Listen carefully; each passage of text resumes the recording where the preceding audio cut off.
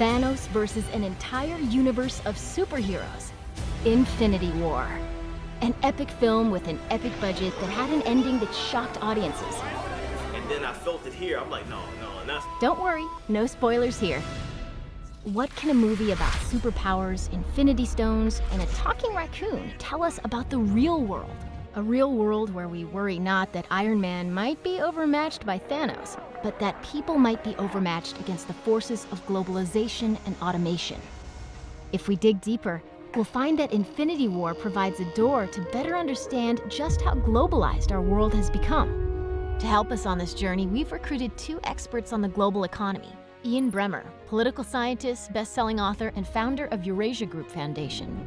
And Tyler Cowen, economist, also best-selling author, and professor at George Mason University.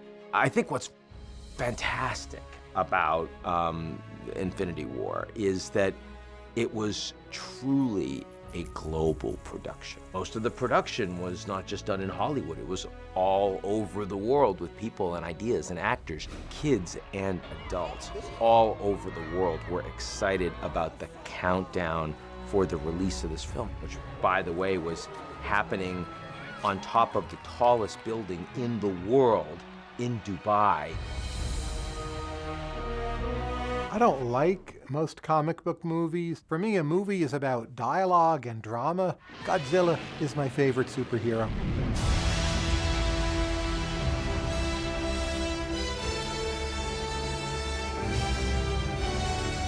$230 million people watched the Infinity War trailer in the first 24 hours.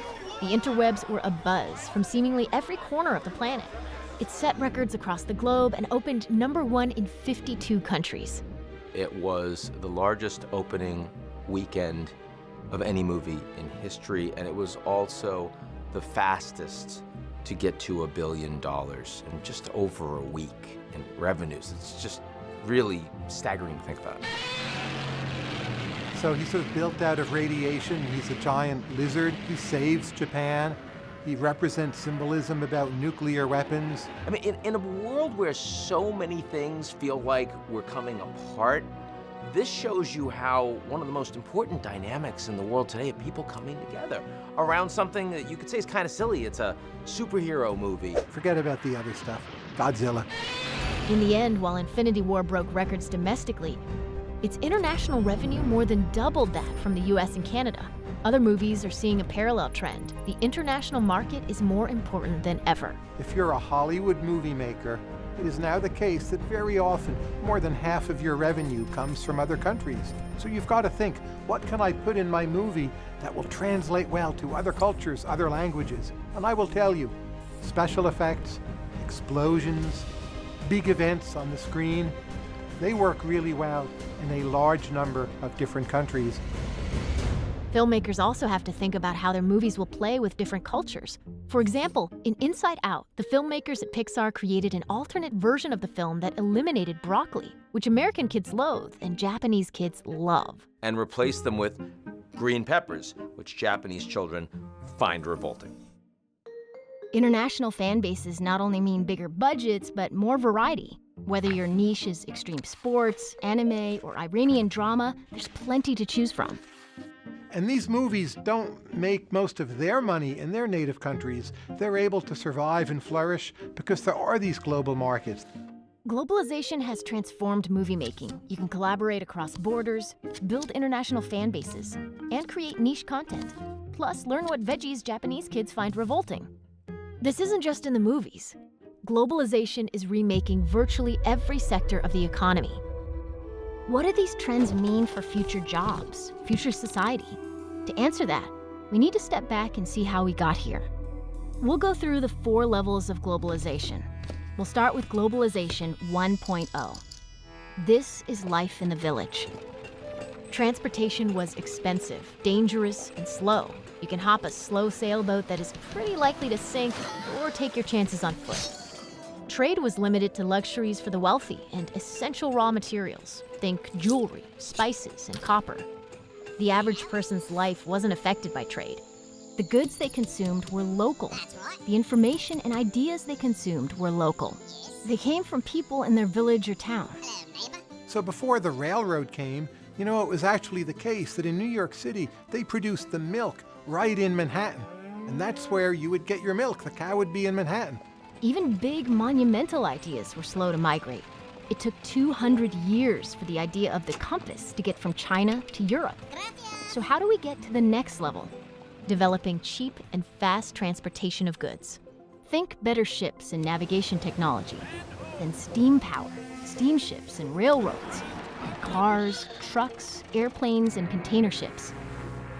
This unlocked Globalization 2.0. This is life with world trade. No longer did you just consume what was local. The goods you consumed came from all over the globe. World trade explodes in the 1800s. So what happened with the spread of canals and railroads, you ended up having the cows in upper New York State, and the milk would be shipped in, and that's what enabled New York City to become so interesting, so cultural, so vibrant, such a financial center, basically getting the cows out of Manhattan. This trade benefited dairy farms as well. They scaled up and specialized, producing higher quality milk at lower prices. It wasn't just milk. Growth in trade allowed businesses of all types to leverage machinery to produce much more than previously imagined. We get the Industrial Revolution, which transforms living standards around the world. But while movement of goods was cheap, movement of information and ideas was still too slow. There's no computers, no internet, and phone calls were pricey. This means that people working together have to be physically in the same place. We see the rise of huge factories like Ford in Detroit.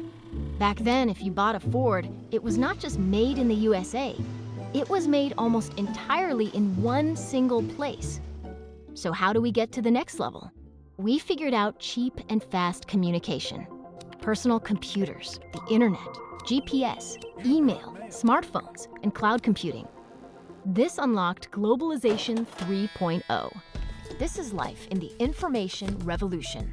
Information was no longer slow. Now you could easily consume information and ideas from all over the globe. This communication revolution allowed companies to coordinate production around the world. What used to be a big factory could now be sliced and diced into what's called a global supply chain. Different pieces of the production could happen all over the planet. Take the iPhone. Over 200 companies from across the globe make different components.